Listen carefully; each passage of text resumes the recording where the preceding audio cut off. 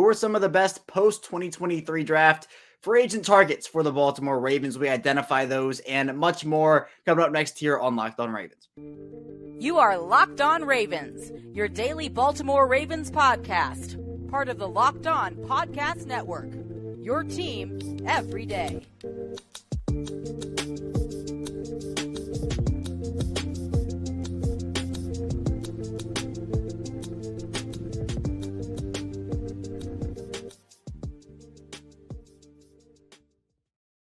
Welcome into another edition of Locked On Ravens, your daily Baltimore Ravens podcast. I'm your host, Kevin Oestreicher of Ravens Wire, and we're here on the Locked On Podcast Network, your team every single day. Thank you so much for being here with us, making us your first listen each and every day on Locked On Ravens, whether you are an everyday or you tune in every single day, or if you're new, this is your first time, or if you're somewhere in between, thank you so much for tuning in, whether you're in audio form or video form, anywhere you get your podcasts. We are free and available anywhere, so be sure to find us anywhere you get your podcasts. And be sure to, again, like this video on YouTube, subscribe to the channel there as well. We're a Daily Ravens podcast, so 5 days a week, Monday through Friday, Ravens analysis, updates, news, etc. So if you or even a family member or a friend wants that Ravens perspective daily, be sure to keep it here on Locked On Ravens. We have a lot to talk about today.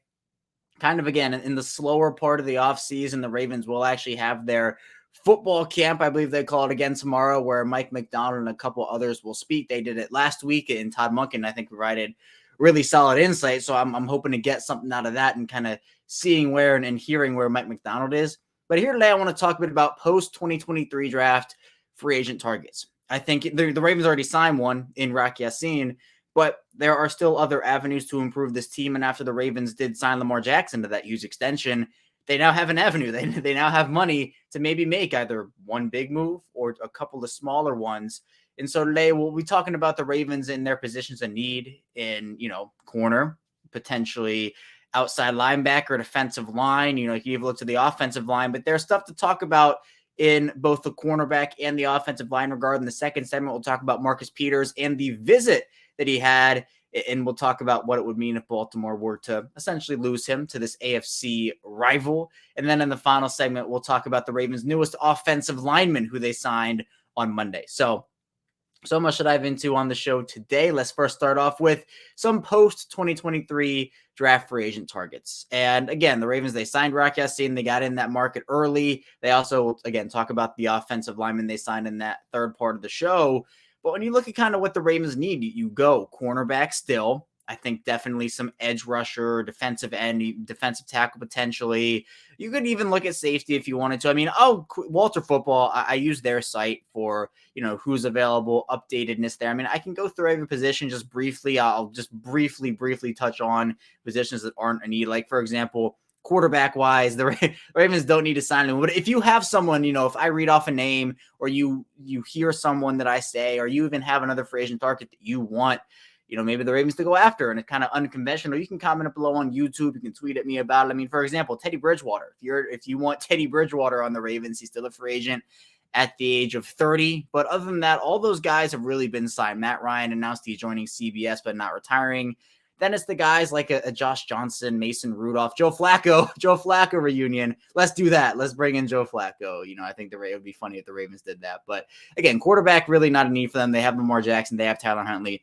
It's the same thing at running back. I mean, I think the most prominent free agent still left on the market, you could argue, whether it's, an Ezekiel Elliott, is it Kareem Hunt? There are options there. But again, the Ravens have J.K. Dobbins, Gus Edwards, and I feel like they feel very confident with Justice Hill as their third guy, and then maybe Keaton Mitchell makes it as their fourth.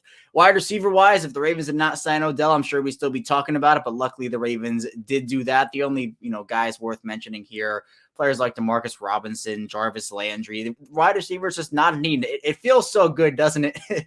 After all those years, it feels so good to finally say, you know what? This Ravens wide receiver room is actually really deep.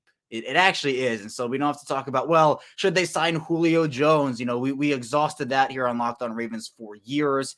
The Antonio Brown saga, which actually got another chapter a couple weeks ago, but luckily we're not talking about that anymore.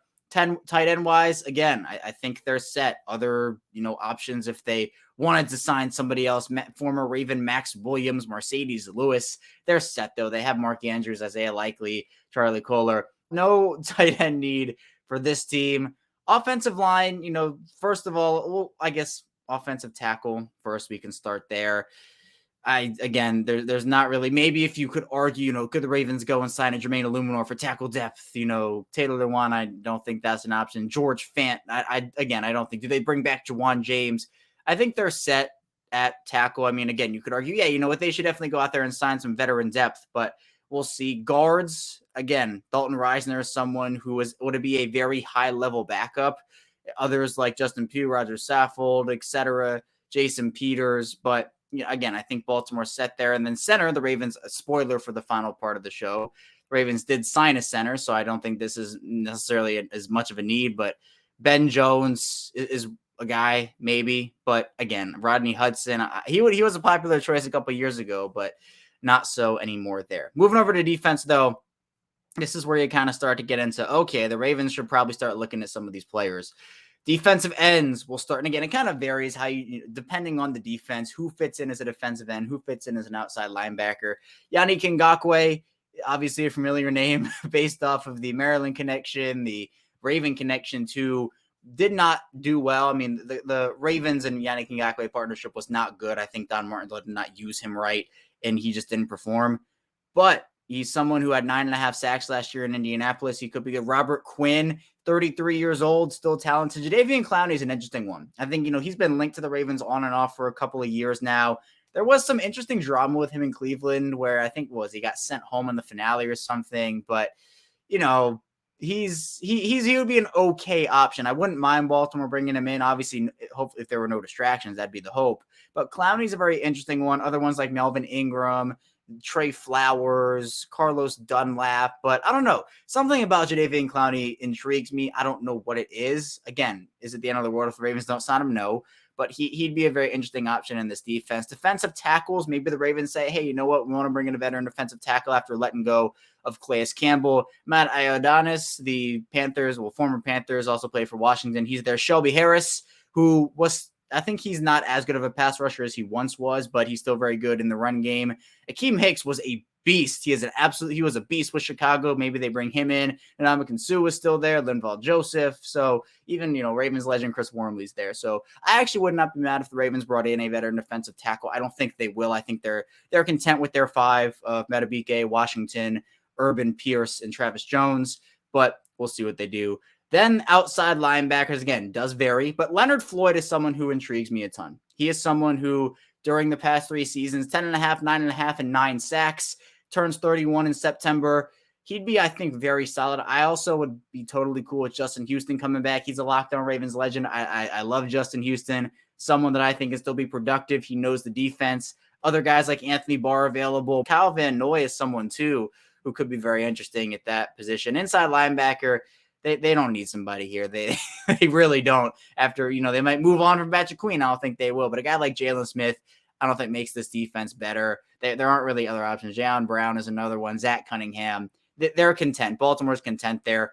Cornerback is one that I think Baltimore should be looking at. Now, Marcus Peters, I think, is the best corner on the market. We'll talk about him in the second segment, so I won't go too in-depth there. We'll talk about that in the second segment. With Jason Verrett, very talented guy, but injuries, Bradley Roby, Bryce Callahan, he's a solid slot guy. So that's the question, right? Do you want a slot guy or do you want an outside guy right now? If you're looking to sign a corner, Troy Hill from the Rams, Eli Apple. I'm not touching Eli Apple. Don't get me on. No, thank you there.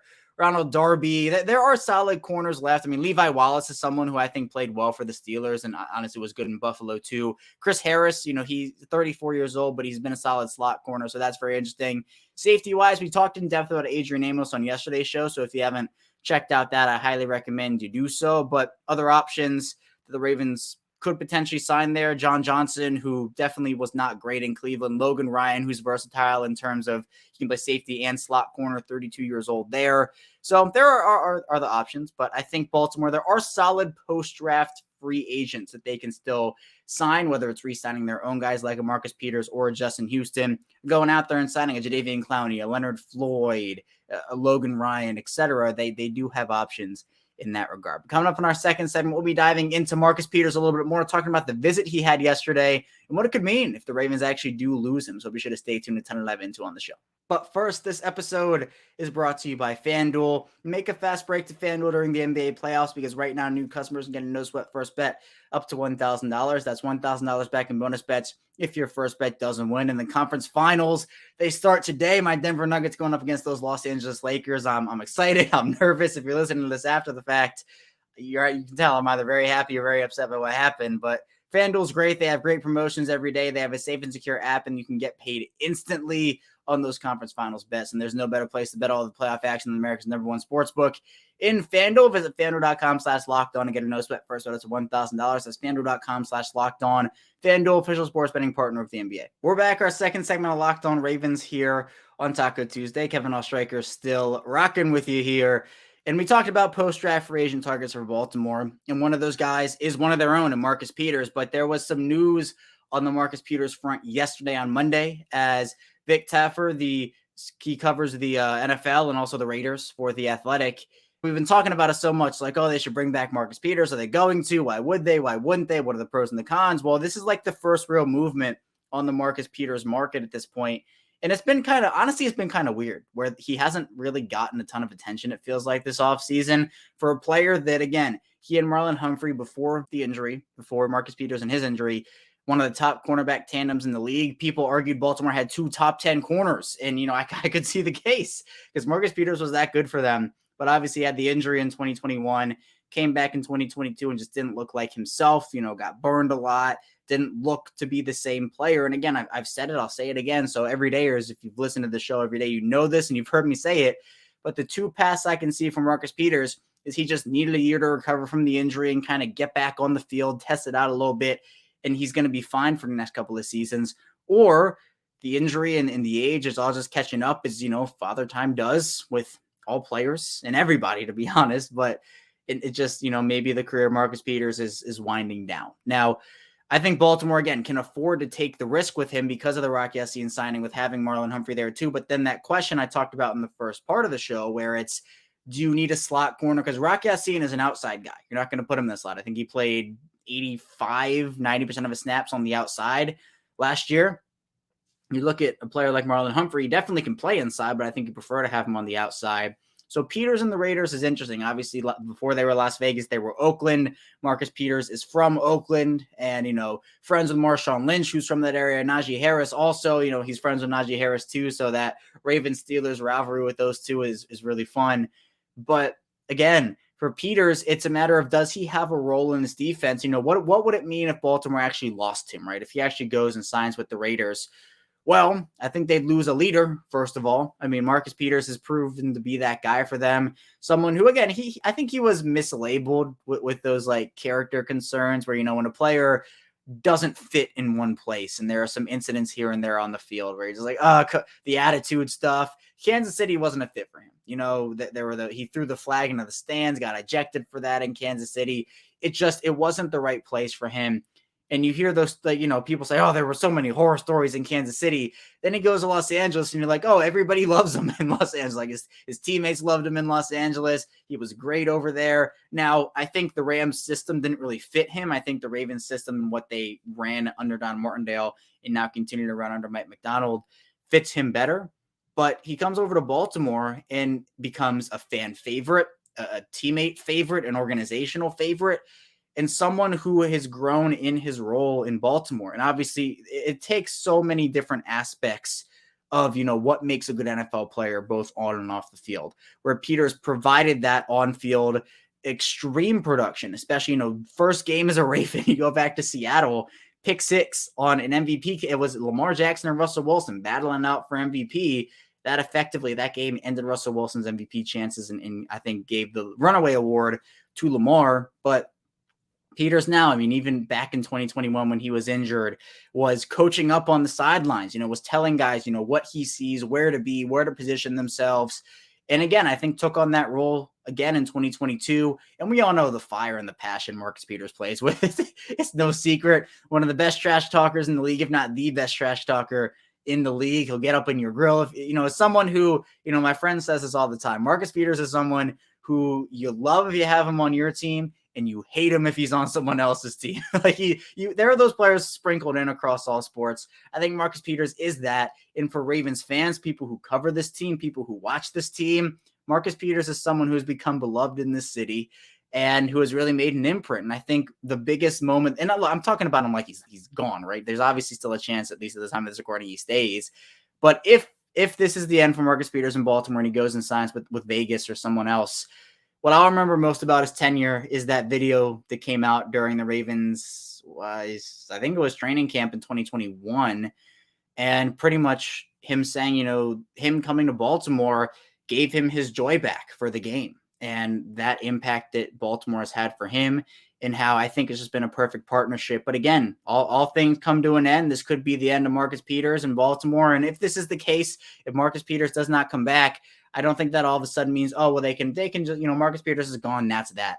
I think maybe you look at a guy like a Bryce Callahan, someone who was great in Chicago and, has been since, but I still think could make an impact and would give you more versatility. In Adrian Amos, for example, who, again, we talked about yesterday, would provide you the ability to maybe put Kyle Hamilton in the slot if that's what you really want to do if you're the Ravens. So corner with Marcus Peters, I still think they can make that move. I really do still think they can risk, if this is it for Marcus Peters and the career is winding down, he's not the same player, you can risk making that signing for the potential of having essentially one star in Marlon Humphrey. We know he's a star.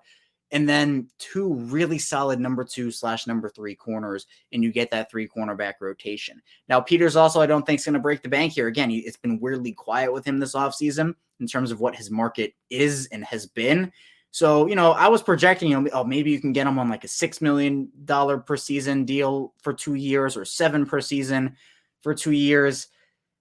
Maybe it's a 1 year, like $4 million, 1 year, even like maybe a Rock Ya-Sin deal where it's $6 million with, heavy incentives, and you're kind of like working to move the money around as based off of games played or interceptions or snaps or tackles or whatnot. But I just think that Peters has been one of those, he's been one of the heartbeats of the Ravens defense. It would definitely, I think, hurt a lot of people to lose him on the field. Again, I'll be the first to admit he was not good in 2022 on the field. I can surely admit that.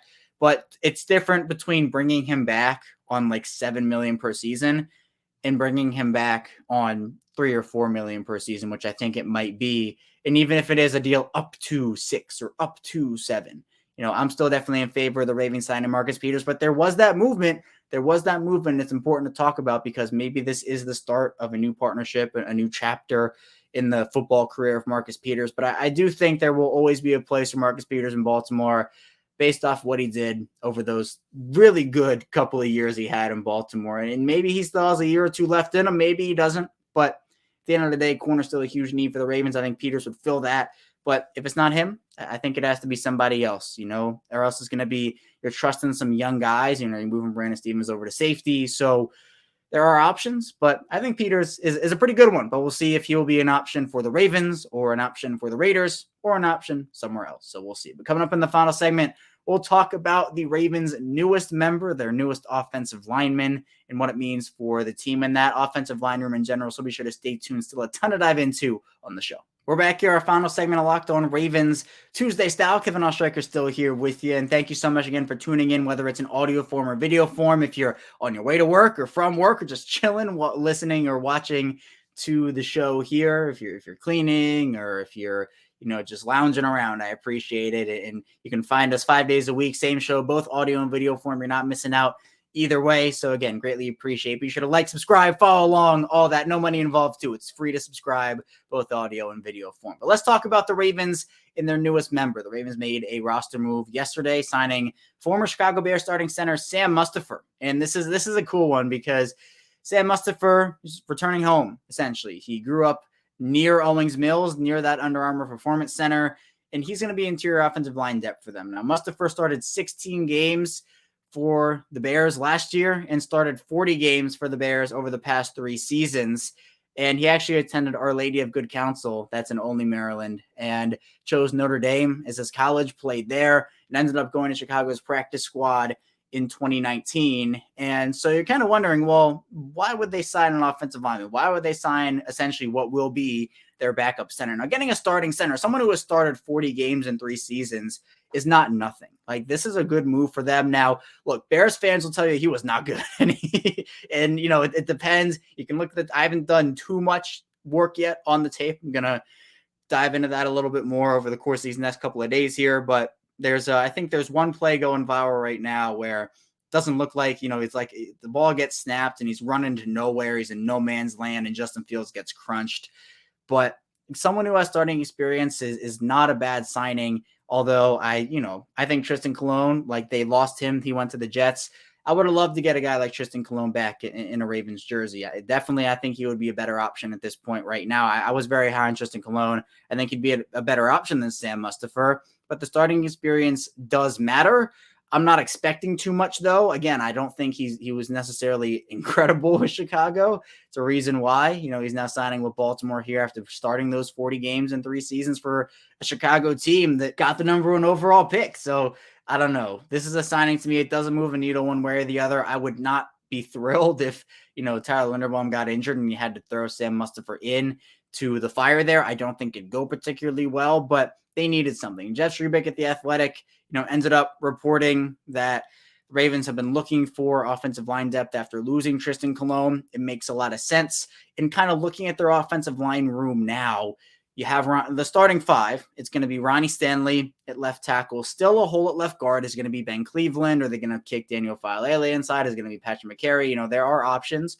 I guess I'd project Ben Cleveland there right now. That's just, you know, what I project, but we'll see. Center's Tyler Linderbaum. Right guard is Kevin Zeitler. And right tackle is Morgan Moses. So you essentially have 4 of your 5 starting spots completely locked in, plus the ensuing, or what will be, the left guard battle come training camp. And I think that for the Ravens backup wise, so we'll just put Ben Cleveland in there for now, just for the sake of this conversation. Put Ben Cleveland at left guard. Backup wise, Daniel Faalele can be a player for you there. Guard wise, you know, it could be a Patrick McCary, who I still like in the super sub role. I've not flipped on that. I've talked about that for years now on this show. I like Patrick McCary as the super 6th offensive lineman. I think that really fits what the Ravens want to do in terms of having all these players that can move around. And also just, he's a really good player and can play those positions well. Then what you have is a player like a John Simpson who could play guard and I think could be a solid backup option. Clemson, high pick from the Raiders a couple of years ago. Injured Voorhees is not going to play this year. He's not going to. Saleh out of Oregon could be somebody who potentially plays, but again, I think that's more of a redshirt year from a developmental perspective. David Sharp is a solid offensive tackle, potential backup guy, honestly, who could be a break glass in case of emergency type player. So their offensive line depth, I'm not going to say it's like amazing, super, super deep, but if you just count McCary, Faalele, and, you know, a player like a John Simpson, you have some solid options. David Sharp can be a solid option. I think now you have Sam Mustipher, who could be fine. So if you just have those 4, let's just say, and I think Saleh is someone who is going to, again, not play because of developmental stuff. He's just not ready yet. But Faalele, McCary, and Mustipher, plus maybe John Simpson, it's okay. I wouldn't be mad if they added somebody else. You know, again, injuries happen.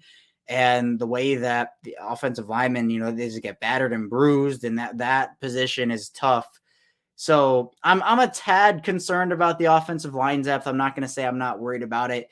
Hopefully, you know, the Ravens lost 2 good pieces this offseason too, right? Let's not get that. And that kind of, I think, gets a little bit washed away. They lost Ben Powers, who proved me wrong 100%. He won that left guard job, played really well, earned himself a nice big contract over there in Denver. And then Cologne, who I talked about. Those are 2 solid pieces who you could trust in situations. Now you're going to have to trust other guys. You're going to have to trust a Daniel Faalele. Patrick McCary, they've trusted before. But again, what happens if let's say, Morgan Moses goes down? Hopefully not, but let's just say it happens. Patrick McCary has to flip in there. And then let's say a guy like, let's say Cleveland goes down. You know, Patrick McCary he can't play. He can't be all everywhere at once. So you kick in Daniel Faalele in there. Is it going to be John Simpson? hopefully that doesn't happen. Sam Mustipher is someone who I think, again, it's not a needle moving move for me.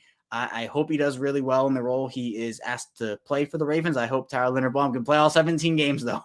That's what I'm really hoping, is Linderbaum can stay healthy, and that'll be okay. And that will not be an issue for them. Linderbaum, I'm expecting, he was great his rookie season. And you kind of look across the line, too. If everybody does stay healthy, Ronnie Stanley, we know, is an all-pro player, and I think bounce back into form in a big way after his injury-riddled seasons. I think Ben Cleveland, again, that's the biggest question mark. Tyler Linderbaum played really good football for them as a rookie last year. Kevin Zeitler is as steady as ever. And Morgan Moses is a solid offensive lineman, like a really solid guy to be, a fourth offensive lineman for you in terms of the pecking order of, best to worst. I'd kind of right now, I'd go Stanley, Zeitler, Linderbaum, Moses, Cleveland if you're ranking from 1 to 5 on that line. But the whole key here is keeping Lamar Jackson upright and Lamar Jackson healthy. For me, it all does start up front, both offensively and defensively. On offense, you got to be able to protect your quarterback. Lamar Jackson's going to be throwing more this year, right? It's a given. The wide receivers, Lamar is a very talented thrower. Todd Monken, I think, is going to help Lamar in that way. You want to keep him upright. He is good on the run. He can move out of the pocket, scramble, make something out of nothing, with his arm or with his legs. But he's a good thrower in the pocket. And again, there are some people who still don't understand that for some reason. I really just, I don't know what else, clips and stats and, people just, he can't throw from the pocket. He's not a pocket passer. He can do it. I promise you he can do it. Nobody's perfect at it, but he can do it. So you want to keep him protected up there. I think that, again, if you have one or two of those offensive linemen go down, I'm not uber confident in the backup guys, but I think that, a guy like Faalele could step in and play well. McCary, we know, can do that. He's done it before. He's a player who you can plug in any of those positions and he can play those well. But Sam Mustipher, I don't know. John Simpson, I don't know. David Sharp, he's somewhat done it in some circumstances for the Ravens, but I don't know. So Sam Mustipher, the newest member of the Ravens in that offensive line room, hopefully he will hopefully he'll be able to kind of sit back and watch a lot, and that would mean Tyler Linderbaum plays a full 17 games. But look, starting experience is cool. The depth that they now have, it's a cool story too with the Owings Mills factor in it. So we'll see. But at the end of the day, I think Baltimore's offensive line is in a good spot overall. Like if the starting five can stay healthy, I really like it. But that's the key. No NFL team gets through the season healthy. So Baltimore is prepping with this move of Sam Mustipher, but we will see how it all pans out in the end. But that's all I have for you here today on Locked On Ravens. Thank you so much again for being here with us today. Be sure to subscribe, follow along, subscribe for free. Again, no money involved. And tell a friend, tell a family member. Word of mouth still a thing, I promise. Even though technology, you can just share the links and everything. Word of mouth is still really key. So be sure to share this with someone you know or someone you love. So I appreciate everybody. We're going to get back here tomorrow. More NFL content, more Ravens content on this show. So be sure to stay tuned for that. And I'll see you right back here tomorrow.